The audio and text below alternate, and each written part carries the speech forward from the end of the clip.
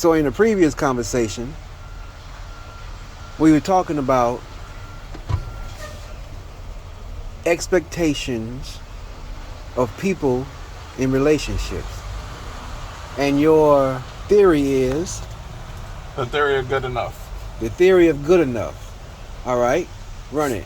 So, when you're asked, what's your ideal woman or what's your preference or anything, I'm sure you got like a whole bunch of different stuff, but ideally everybody's at least got one ideal thing, like how she look or how that person looks, how they act.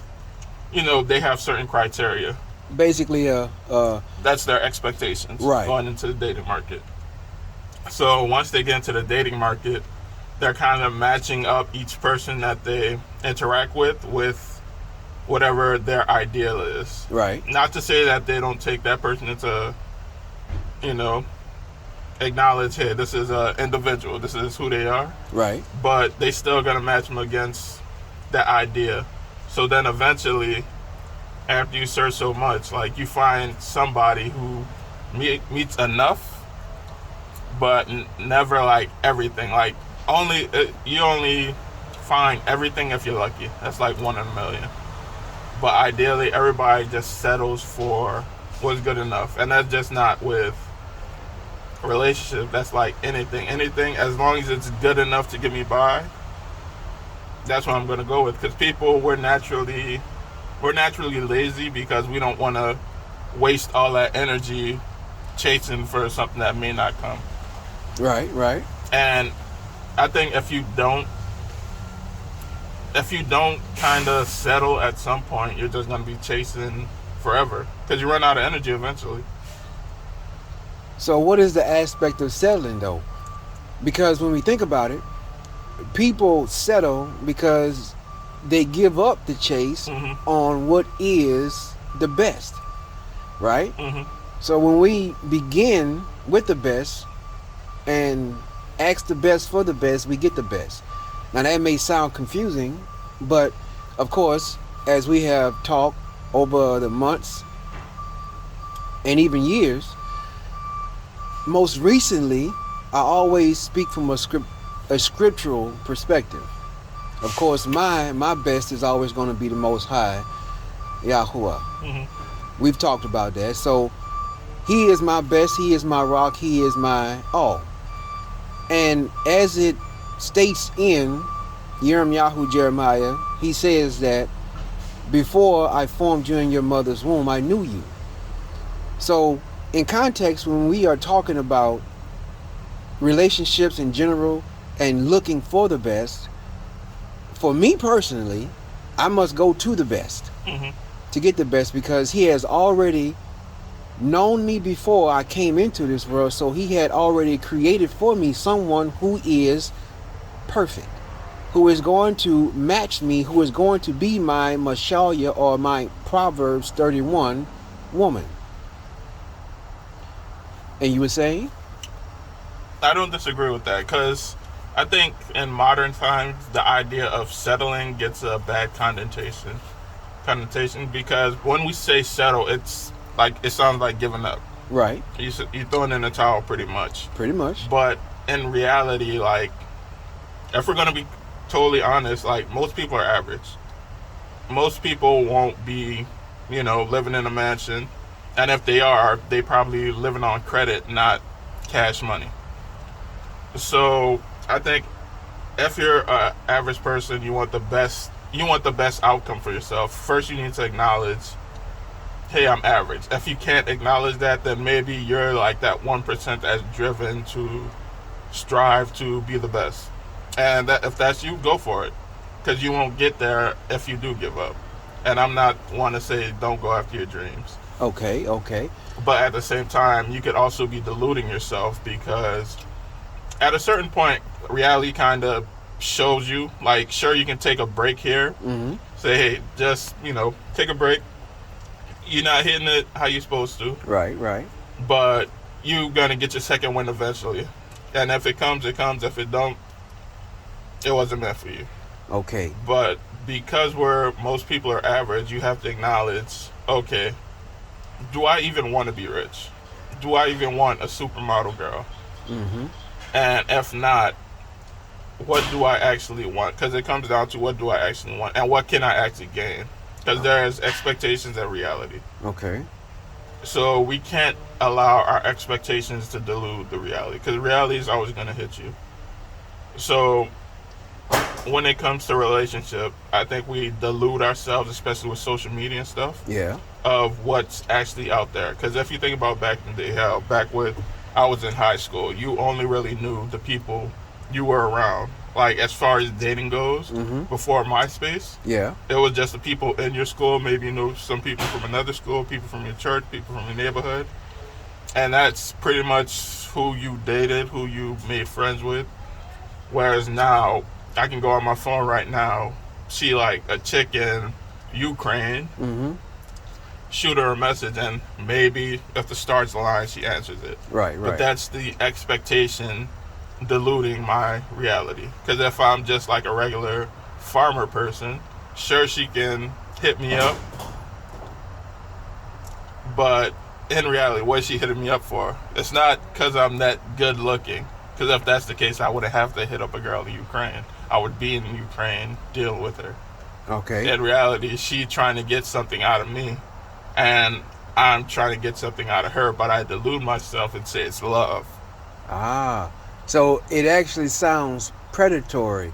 But let us go back to what you said about reality and the aspect of when we delude ourselves of reality, because to delude is also the root of delusion, right?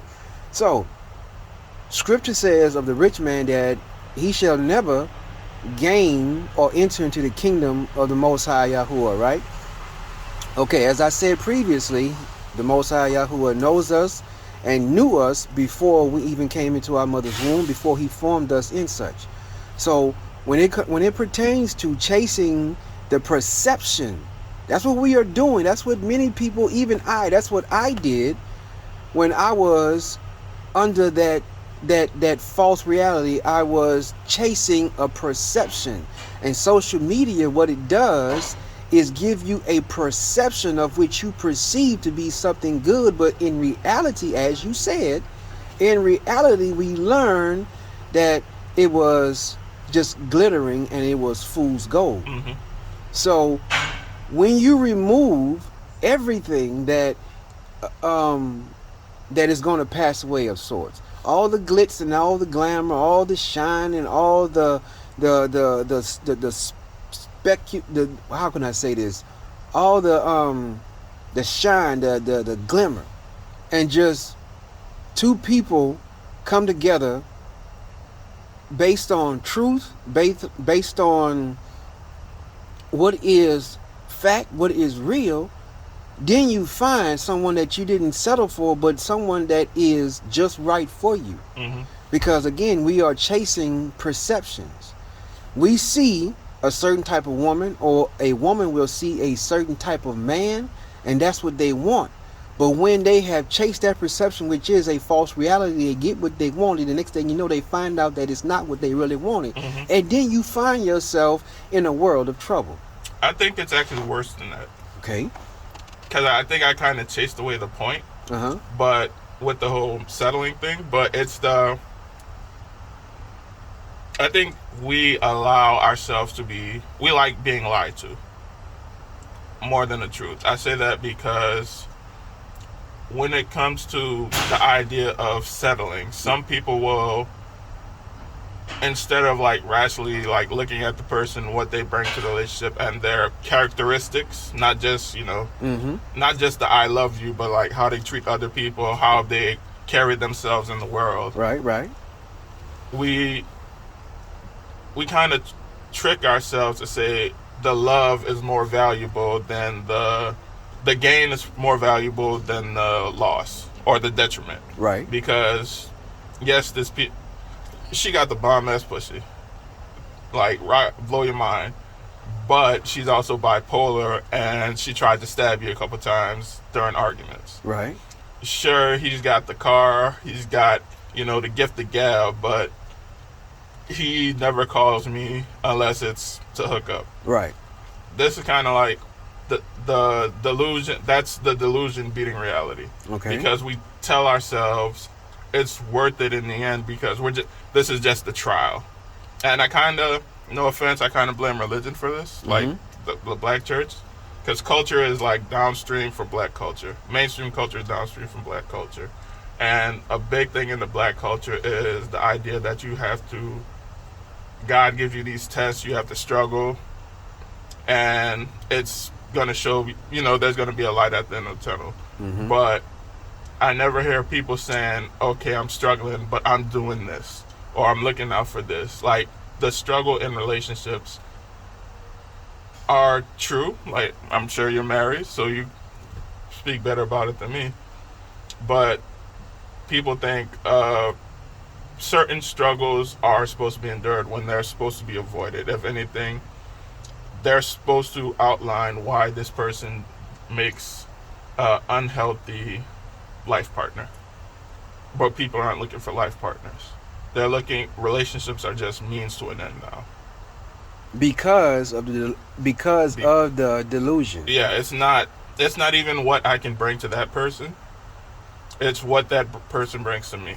Or what I can get out of that person. Exactly. And that's what chasing the perception is, when you only chasing the perception versus the reality. Because the reality would be, this is a chick, she works at she works at IHOP, she's 5'2" with a decent face, but my dream girl is like a Asian supermodel. I mean, she's Asian, she got that going for her. I can maybe, she's polite, she's nice to talk to, we get along, and I wouldn't mind sleeping with her. That could possibly go somewhere, and that's more realistic, but some people just say, nah, I'm gonna hold out. And hey, they might find that Asian girl who fits all the criteria, but she costs like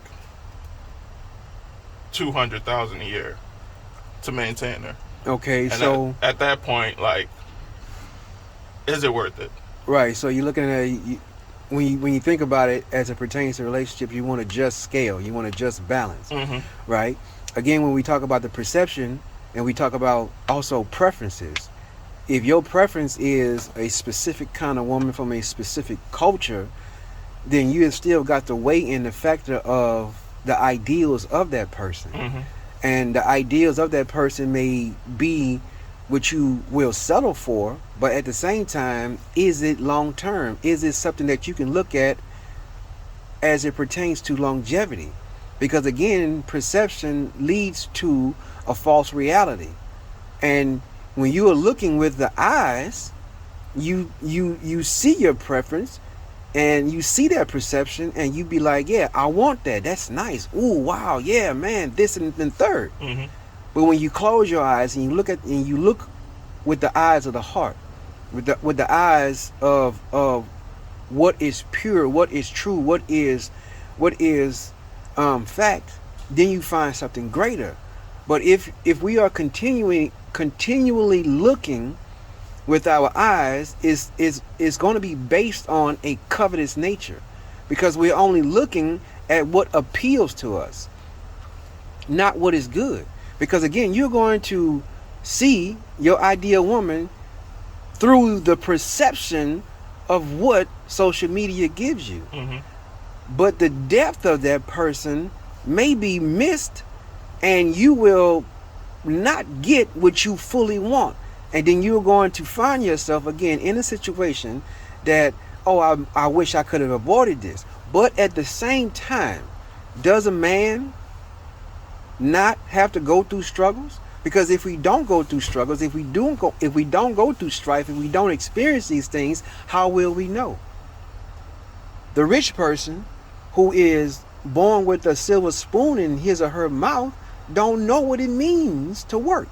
So how could they even relate to someone who is out here getting it, working a 9-to-5, having to put up with a boss or a manager who is, what can I say, a-hole? Yeah, power hungry. Narcissistic. Okay, so again, we're talking about the perception. When you are chasing something that looks good, fools go, okay, go ahead and grab it, and you're going to get into a relationship with that person. You're going to see it's going to start out all well in the beginning, but that all wellness is going to fade with time because it isn't the one that was already created for you. So when you remove the glitz and the glamour, when you remove the gold and the silver, when you remove everything that social media, that the world gives you, then what do you have? You have someone who is true to you. And it's hard for us to see who is true to us because we are still constantly covering what we see based on a perception that is coming from a false reality. Mm-hmm. If you want something or someone that is going to be true to you, then of course, as we always talk, I am going to go on bended knee and pray unto the Most High that He gives me or have given me someone who is of Him. Because we have got to look at ourselves based on the fact that gold, silver, fancy car, Mercedes-Benz, BMW, Maserati, whatever you want to call it, all of that foolishness is going to pass away. And if of eternity we want to spend in a good place, then we have got to attach ourselves to the thing which shall not pass away. The false reality, when you remove your blinders and then you see what is actually there, then you look back at what you were mistaken to grab and to take hold of, you're going to be pissed at yourself because you're going to wish you had seen it beforehand. And now that you're in the latter spot of it, it's like, damn. But at the same time, of Yahuah, He does give us signs to show us that, hey, do not put forth your hand to grab this person, especially as it pertains to relationships, because again, before the womb, He knew us and He knows what is of Him and what He wants for us that is good, that we may receive and benefit thereof. But we are rebellious and we are going to continually do the wrong things until we get slapped on the wrist, slapped on our backside to know that, hey, this is wrong. And you can only experience that through struggle. So until we get it in our heads that we are going to do what is right or be righteous, we are always going to make that mistake when choosing, as it pertains to our conversation, relationships. We are always going to make that mistake when it comes to a life partner, because we want what we see based on the world. But we know that these people that are based on the world, for the most part, aren't right. Ideally, because women and men both, men and women, are chasing what the world has for them, but not knowing that what they are chasing is going to pass away. So the choice needs to be made at a point in our lives.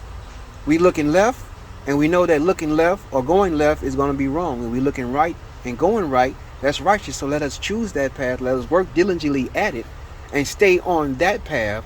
And everything that we need is going to come to us, because as it says in Scripture, book of Matthew, book of Luke, seek you first the kingdom of Yahuah and His righteousness.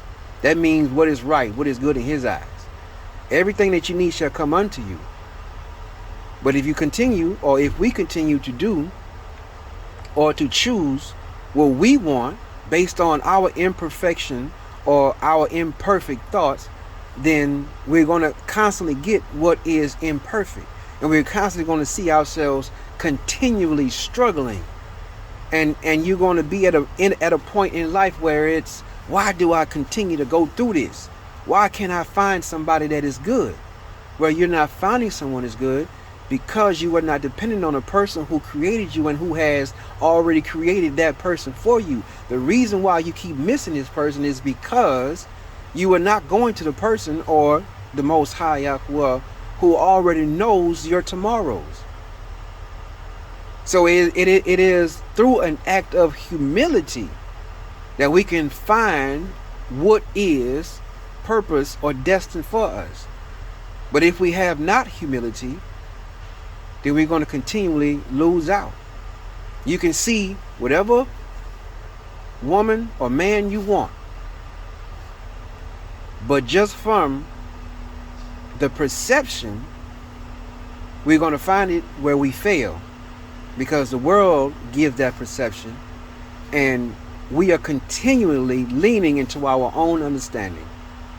And if we are imperfect, then our understanding is imperfect, and that which, or the decisions we make, are going to be imperfect. And we're going to constantly be on that hamster wheel going nowhere. I agree, but the tragedy I see is the fact that the hamster wheel is more pleasurable than the climb. I call it the climb. Just like, you know, just the struggle of life, trying to make it through life, trying to better yourself. All right. The hamster wheel is better because it's fueled by emotions. Emotions out-trump logic every day. It's just the feeling of the chase. Mm-hmm. Kind of just hit you differently. Right. Because if you actually have to think about it, you start thinking about the cons. You start thinking about the negatives. And that kind of gets you down. Uh-huh. Whereas if I can just if I just, you know, sit in my imagination, I'm looking at this person, I imagine our whole life together. Mm-hmm. The 2.5 kids, the 2-story house, you know, weekends in the city. Like, that stuff is a lot better than actually getting to know somebody, finding out, you know, their flaws, and kind of working with yourself to accept certain flaws. Mm-hmm. And having to reject or be rejected simultaneously, because that's another component, like the idea that I myself might not be good enough. So when we look at ourselves as being not good enough, there is a disparity within our frame of thought, and that disparity exists because we have not what I would call amunah, or faith, or we have not belief. We have not that confidence. We don't have that courage. Mm-hmm. So when you continually see yourself as being not good enough, you are going to attract that which is not good enough. Mm-hmm. And then water finds its own level. Well, exactly. You look at that hamster wheel. Many people don't know that they're on the hamster wheel. Mm-hmm. Because the basic needs are being met. Exactly.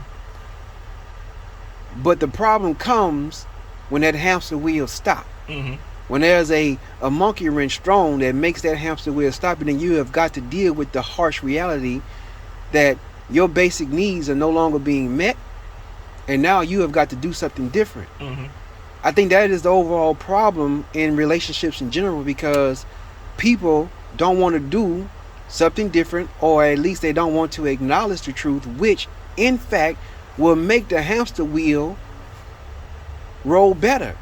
And then the big thing about it is the fact that the hamster wheel stops. And that is the good thing, because if it stops, then we got a problem. We got to acknowledge that problem to fix it. Mm-hmm. You gotta look around. Nobody wants to acknowledge the problem. Mm-hmm. They want to just keep that good feeling. And like you just said, emotions, for the most part, 8 to 9 times out of 10 trump logic. Stay out your feelings, because they will only get you in trouble. This I know. Mm-hmm. Many times we have talked about this, and I can attest to the fact that yes, an emotional person is a very dangerous person, because scripture says, or let's just say, first and foremost, people say that he knows my heart. Okay, but what does scripture say about the heart? And of course, the heart is where emotion is based. The heart is deceitfully wicked, coming out of the book of Jeremiah. The heart is deceitfully wicked. Who shall know it? So the things of our heart have to be put to a side, or put to the side. And the only way we are going to learn, if we go through a little bit of strife and struggle.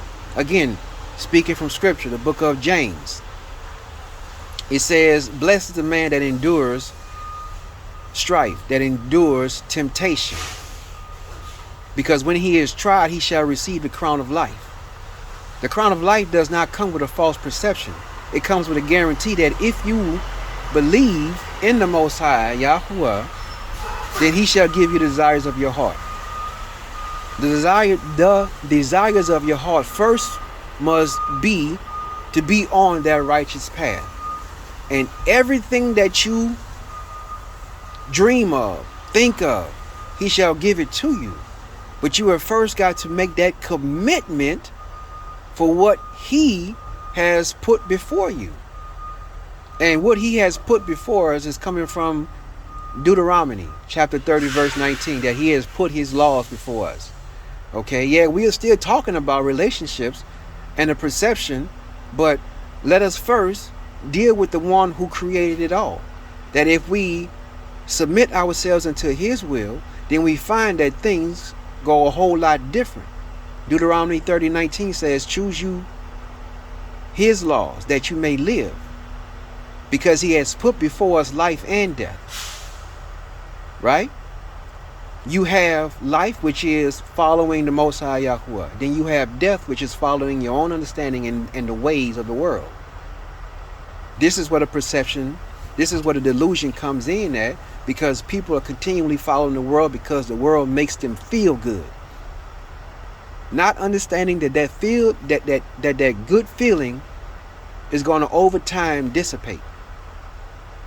Again, you will find yourself in a place you don't want to be, and you're going to be mad at yourself because when you look back at the past and the decisions you have made, you're going to find that there was once a decision you should have made that you didn't make, that you could have made that you didn't make, that would have made things better, but you went with your own understanding of it, and you know why now it's wrong. So it's through the struggle that he makes us to know a variety of aspects as it pertains to wisdom. The whole goal of the matter is to be wise, so that we don't continually go through these difficulties in life. Yahuah says in the renewed covenant that his burden is light, is easy. Learn of him. The strife and the struggles that he went through, we should have that same mind. Now when you seek of him, again, Yahuah will add unto you the desires of your heart. But we are to submit ourselves to him. The perception the world gives, again, is going to give you a false one. The enemy will allow you to even live a life that is free of trouble. And you're going to be sitting in that room, or you're going to be in the world, and slowly but for surely that door is closing. You don't even see it. That can be attributed to any one relationship, because you were in a relationship and you don't see the door closing because you got into it based off of false reality or a false perception. The door closes and now you were stuck in it. When the door closes, you are now bound and obligated to whatever strife and struggle that comes from it. Because the door closed, you didn't get out in time, you didn't listen to the one who told you not to get into it in the first place. So now you have a woman or a man, a husband or a wife, who undoubtedly is either mistreating you, cheating on you, or worse. Because of the decisions we make. With every decision we make, there is going to be a time limit attached to it, whether we reap righteousness or wickedness. That's why he says in Deuteronomy 30:19, choose life. And to choose life, we must choose the righteous path. We must get out of our own way and seek his will. His will supersedes everything of the world. And until we acknowledge that our decisions are imperfect, we are never going to be all that we can be. Because we want what we want when we want it. And unfortunately, it isn't sustainable. Rebuttal? I think you hit it on the head. Hit it on the head? Yeah. Oh my goodness. I've been through enough to understand that there's just some things I don't want anymore. I think it's time that kind of gives you that. Because if you're younger, I notice if you're younger and you go through certain strife, you're probably going to end up better when you're older because you went through so much stuff earlier. You kind of learn quickly how to navigate in the real world. And, you know, once you get a certain age, once you get older, that's pretty much, you know, you're just fighting. You're just fighting and trying to, you're in the real world. You're an adult now. Right. Whereas you brought up the trust fund baby. Trust fund baby born with the silver spoon in their mouth. After the moment they get into the real world, they're like a fish with no water. Because they don't have the... They don't have the tools. They don't know. They don't know they're not in water. They just know they can't breathe. Right. And they suffer. Like anyone will suffer based on what they do not know, but no one told them they didn't know it when they were coming up because everything was given to them. And that is what you call an enabler. Rich or people who are born with money are enabled to think that they don't have to do certain things.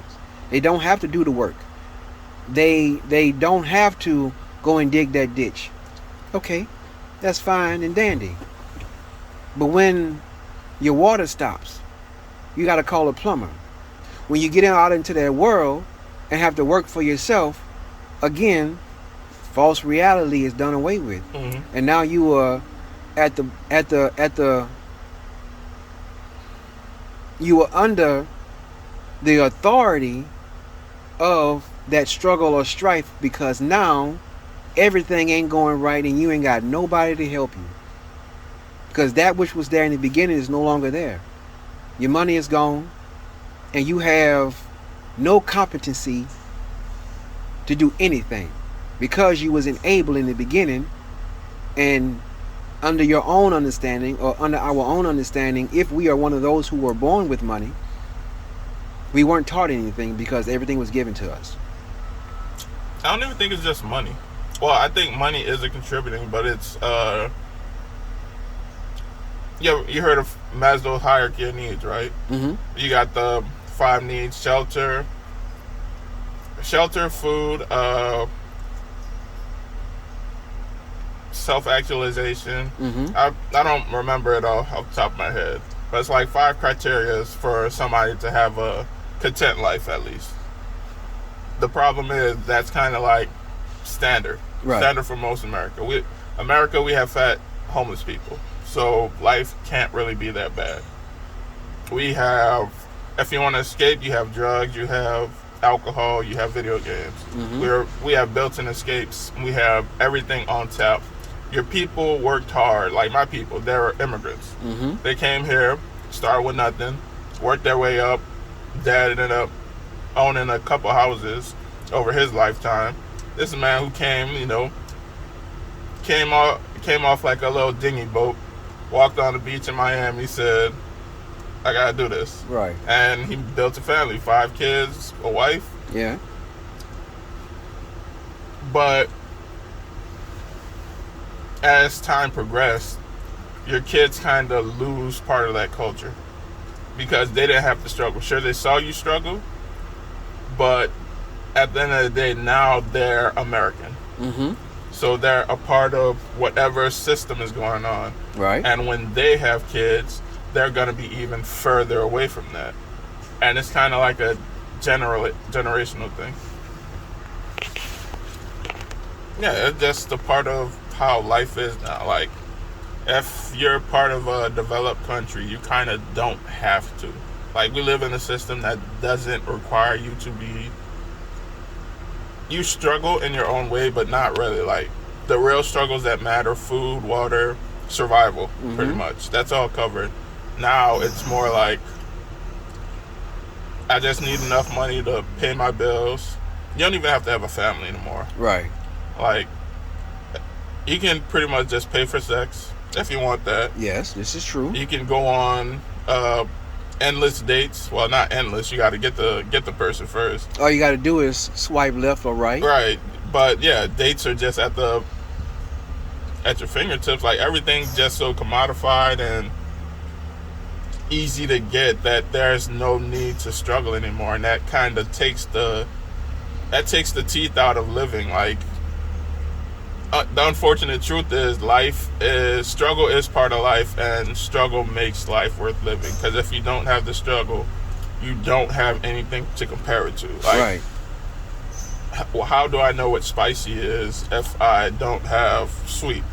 Because exactly. If I only had spicy, all I know is this flavor. Right. But if I have sweet, I have something to compare it to now. Like, everything's just duality. If you don't have the duality in life, then it just becomes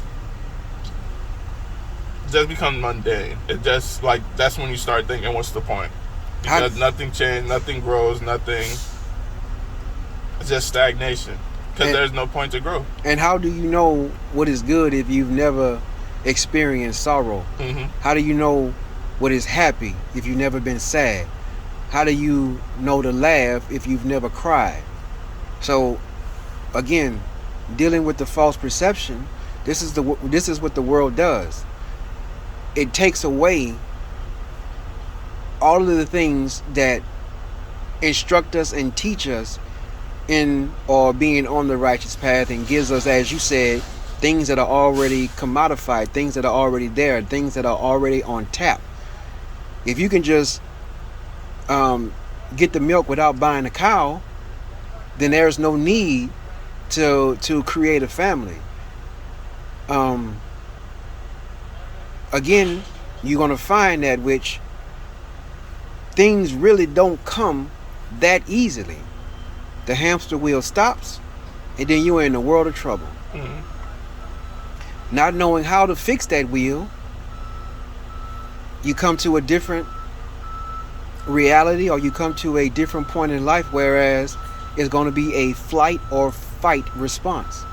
And many times, I think that it'll be a flight. You'll try to run from your problems, as you alluded to in the beginning, as far as having drugs or alcohol, to try to escape from it. Many people don't want to fight because fighting involves dealing with the issue, as I would say, to accept the truth over the lies you've been told.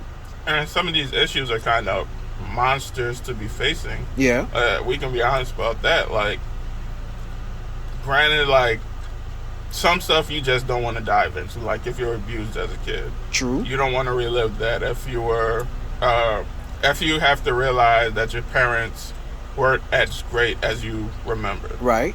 That kind of like breaks your foundation, and it fucks with whatever you're using to keep yourself alive right now. Right. It fucks with your, like, system. And the unfortunate thing is you gotta face that. Like, I think that's a big thing that's wrong with people nowadays. I guess people did that back in the day, but you were too focused on other things to actually focus on that. But nowadays, we kind of have more time to actually sit down, even though we don't utilize it, to, like, just look at ourselves and ask ourselves, like, who are we? Right. Like, what do we want? And if we're not happy with where we are, how do we get to the next point? But that entails a lot of work and a lot of heartbreak, and that's the biggest question. Like, is it worth that heartbreak to grow?